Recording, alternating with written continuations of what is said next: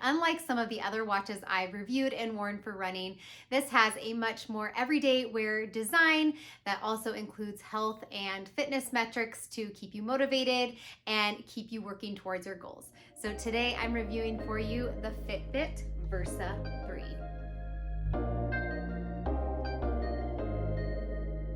I'm going to cover the overall design and full functionality of the Fitbit Versa 3, but I'm also a running athlete, and so whatever watch I choose has to also fit into my running training. And as a running channel, I want to make sure that I note how it works for runners and what runners it may or may not work for. I just want you to know that I purchased this watch with my own money, so you can expect complete honesty from me, which you should expect nothing less on this channel. So starting with the overall look and feel of this watch. So in talking about the display, you'll see that it has a square design. It's made from Corning Gorilla Glass, which is very, very strong. It has an AMOLED display with an integrated ambient light sensor, 1.5-inch display with a resolution of 336 by 336 pixels. So guys, if you're like me, that pixelation doesn't mean anything to you, so I'm just going to tell you it is very clear. It's very easy to read. I haven't had any problems reading it outside, and so that's something with the AMOLED display compared to like something like the Garmin's that I've used is different, and I wasn't sure how that was going to be, but depending on what brightness you choose, I just have it on the normal setting and just really love the overall clarity, and it's super lightweight on your wrist. It's 40 grams, which is comparable to other watches in this price range. I paid $229, I believe, for this watch. So just to keep in mind, this is within the budget price range of some of the other budget watches I've talked about, such as the Coral Pace 2 and the Garmin Forerunner 55. On top of that, as far as color choices, there are 5 different color choices. You can see here, I just have basic black. I'm not really sure why. I just went with something plain this time. I really liked some of the other color options that they had. Navy with gold, there's a light pink, a lavender, army green, and there are lots of other watch band options out there if you're looking to customize or do something a little bit different there. As far as the band that we have on here, I really don't love it compared to all of the watches that I've tried thus far. It's been the most difficult to get on. I just have had kind of trouble maneuvering it to get it on correctly one-handed. So that is just a small annoyance to note. And lastly, in terms of the overall look and feel, you can customize the watch faces. There's hundreds to choose from. And so if you're someone who likes to do something a little bit different, that's a nice option to have there. All right, let's get into number 2 about the battery life. You don't want to have to be always powering up your watch or waiting for it to charge, especially if you're someone who is wanting to have a watch that you can wear 24/7. You don't want to plan on having to charge it every night. So what they say is in regular mode, then it can last for 6 days. Now, I haven't come anywhere near that. Like I said, I have it in normal brightness. For me, that's the best that works. Now, if I needed to extend the battery life, then I would put it down to dim for sure. The other thing there is, as a runner and someone who's training for marathon, I'm running almost every day. And so the GPS is something that's going to eat up quite a bit of the battery. And so if you are going to be using it with GPS for any of those outdoor activities, just know that that's going to change a lot in terms of battery life. They say it does run up to 12 hours with continuous GPS if it has a full charge. When you do need to charge it, it's going to take 1 to 2 hours to fully charge it. For me personally though, when I'm comparing it to other watches, I'm having to charge this one a lot more than quite a few of the other watches, something that's not using an AMOLED display like this. All right, number 3, getting into the outdoor tracking accuracy. So this is something I look for before I ever buy a watch. I want to know that the GPS is accurate and that it's going to work well outside for me on my runs, that I can rely on it to track it correctly. And so this uses GPS and GLONASS combined. And so when you have the option of having both, it just gives you better accuracy. I have noticed that it's very similar to my Garmin, which I know is extremely accurate. Recently I ran a 15K, and for that day I was wearing the Garmin Forerunner 55 and this watch, and overall the distance was pretty much the same. However, when you go back and look at the breakdown of the mileage and paces for those particular miles, it had me at something like an 8:06 for that first mile, and that was not correct. When I actually ran like a 7:40, it did readjust later on. So I'm not really sure exactly how that works, except that I know it does take into account your stride length. And the more often you wear this running, the more accurate it will be at tracking your stride length. So it did readjust later on. And one nice thing that I noticed is even under this long bridge that we went under for the race, it did adjust from stride length with that so that it was correct. So I would say just overall, each mile is off, but overall it was correct. So that is something to keep in mind as a runner, because for me, it's important to know what I'm doing for each mile. You'll want to decide for you if that matters to you or not. All right, so number 4, getting into the heart rate sensor. I've been really happy with the heart rate sensor. In fact, talking about that same race that I did, the heart rate on this was exactly the same as on my Garmin. It was 170 overall. And so to be exactly the same, I'm pretty pleased with that. I don't, however, have a chest strap monitor. So if you want to get really, really accurate, that's the best way to go. But I'm very happy with what I'm seeing here. Again, going back to that mile by mile thing, you're not going to be able to see splits later of showing what your heart rate was at each mile, where you are able to with some of the other watches, but you can see it on your watch if you choose to during your runs. The other thing is it can notify you when you are moving into a different heart rate zone. And so if you are trying to maintain and stay in a lower one or whatever that might be, that notification can kind of let you know, ooh, I need to slow down. So I thought that was a really cool feature. So, I know I'm talking to people here who aren't just runners, but are fitness enthusiasts in lots of different aspects. And there are 20 sport profiles available, including things like cycling or cardio. There's tennis, weights, yoga, spinning, stair climber, golf, whatever you might be into. On top of that, it also has swimming capability.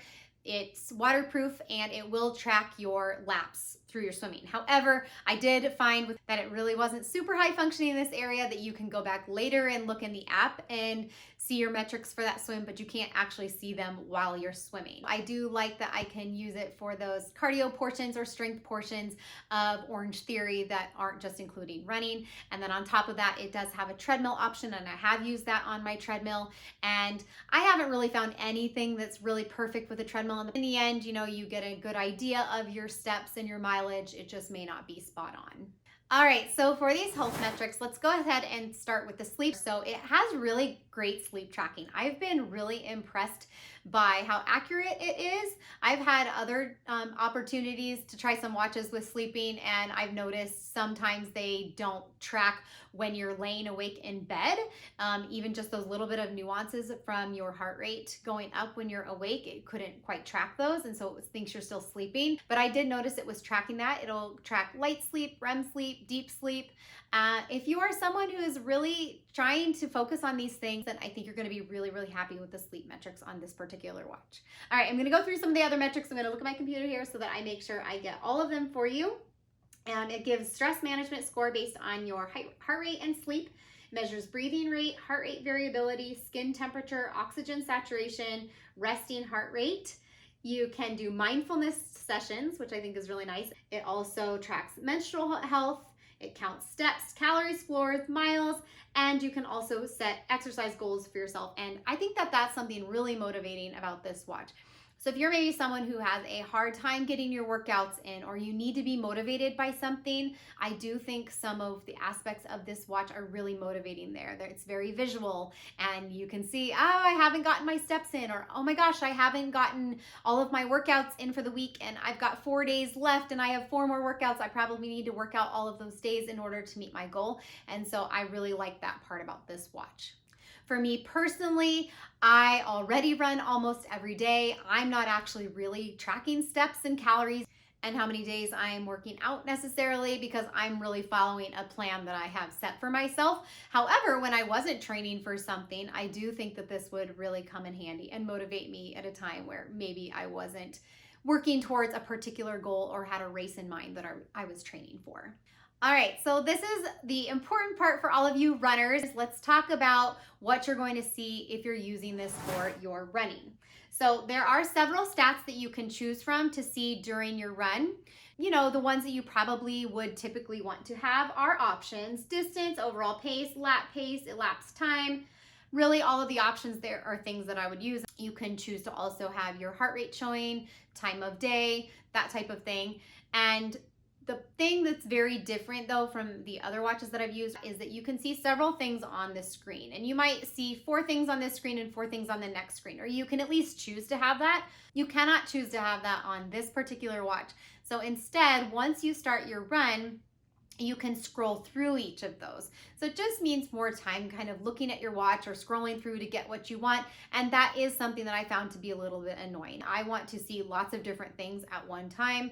You're not going to be able to do that here. So continuing on, you can choose when you want to auto lap the watch. So before you start your run, you can choose for it to auto lap at a half a mile or a mile or whatever it is that you choose. Unfortunately, you can't manually lap, which is something that I like to use quite a bit. And so instead, it's just, you know, whatever your overall pace was for that mile. The other thing you're not going to have is uploading like a full workout that you may have designed yourself and that you want it to beep at you when you're supposed to go fast or go slow or whatever it might be. That doesn't have the option here. Right, and then with it being a touch screen, that's definitely not my preference for running. I always recommend to people that they should be getting something with buttons. But I will say, as far as touch screens go, this one is very good. And so if you are a touchscreen person, or you want this to be your everyday watch for fitness and everything you do and you like that touch screen, then I've been really pleased with this one. For your runs, you can choose to have always on display, which is definitely really, really nice. However, I will say it's nice enough so that you're not completely eating away your battery by using that. You can flick your wrist and you can easily see what's on the screen there. It will come on how you want it to within your run, etc. So that's just a setting that you can choose between. It does track elevation, I've seen in the app, but it's definitely really off. So I'm not exactly sure how they're measuring it. I know it has like an altimeter in order to know how many floors you've climbed. But it's just definitely not accurate for tracking elevation. If you're doing a lot of hiking or if you're doing a lot of trail running, then this isn't probably the watch that you're going to want to be going with. And then lastly, it's missing some really detailed training specifics that you can get from some of the other sport specific watches. Some of the things are like specific mile data, like knowing exactly the elevation within a mile, heart rate within a mile, pace within a mile. Those are things that do matter to me. So keep that in mind that you're not going to be able to get that from this Fitbit Versa 3. And it doesn't offer specific training suggestions that some of the other watches do based on the training that you've been doing. So I think for some runners, this probably is going to work depending on the level of your training. For others of you, you're probably hearing right now, that's not the watch for you. All right, let's get into some of these good extras though. There are some really, really cool things that this watch can do that I haven't seen on some of the other watches. So this watch does store music. And so that means that you can listen to music without your phone nearby. So you could go for a run with just your headphones and with your watch and listen to music. But there's a caveat there. It has to be Deezer or Pandora. So that doesn't work for me because I have Spotify. And so even though I can scroll through music on here, which is nice, I cannot listen to it just from the watch. It's not stored within the watch. I'm just scrolling through. However, once you're in a run or something, you can't go back to Spotify and scroll through music. And so that is pretty annoying because if I think about running a race or something, if there's a song I don't want to listen to, I want to quickly just pop through to a different song. But if it's just, outside of a workout and you are listening to music, then you can easily, listen to a different song, scroll through songs, that type of thing. It has Google Assistant or Alexa, so you can talk to it, ask it questions. Hey Google, who's the fastest marathoner in the world? Eliud Kipchoge. Here's a summary. You can answer calls through your wrist or through the watch, as it does have a speaker. And so you do have to have your phone with you. However, you don't have to pull it out to actually take those phone calls and talk to someone. So if you're in the middle of a run and you get a phone call and you just want to quickly answer it and talk to someone, I think that's really cool that you have the capability to do that. It has Fitbit Wallet, so you can pay for things, which is just really nice for the everyday. And I will say with this watch that a lot of the other ones don't have, it's very customizable. There's lots of different apps that you can have on it, meaning that it works really well for you and your life and whatever is important to you. Let's get into who is this watch for or who should buy it. Now, for anyone who would love to have something that's very similar to the Apple Watch but are looking for a much lower price point, this fits that bill perfectly.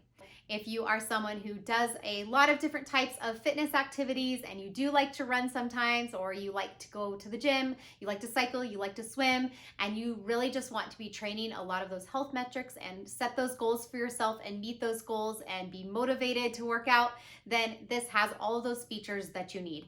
If you're really into the touch screen, this might be one to look into for the fact that it's really easy to use. It's very bright and I like the clear display. Now, in terms of runners, for the most avid runners who are maybe training for races or like to get out to the trails, this is missing some features that I think you are going to wish that it had, in which case I think you should probably check out a different watch, maybe the Garmin Forerunner 55 or the Coros Pace 2, which are at a similar price point to this one. But if you are someone who is just starting your running journey, or running is really just one aspect of your fitness journey overall, and you want an awesome everyday watch, then I think this would be great for you. It's tracking what you need for the runs. It has really, really good GPS. If you don't really care about elevation or things like that, it has what you need. And so if you are in that boat as a runner, I think you will find that this watch makes you really happy.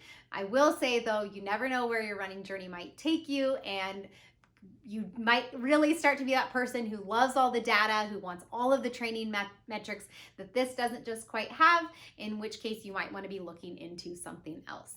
So that's it, guys. There was lots to cover. So if I did miss something, you have a question about anything, please place it in the comments. I would be more than happy to answer it for you. I appreciate you joining me today, and I will catch you guys in the next video.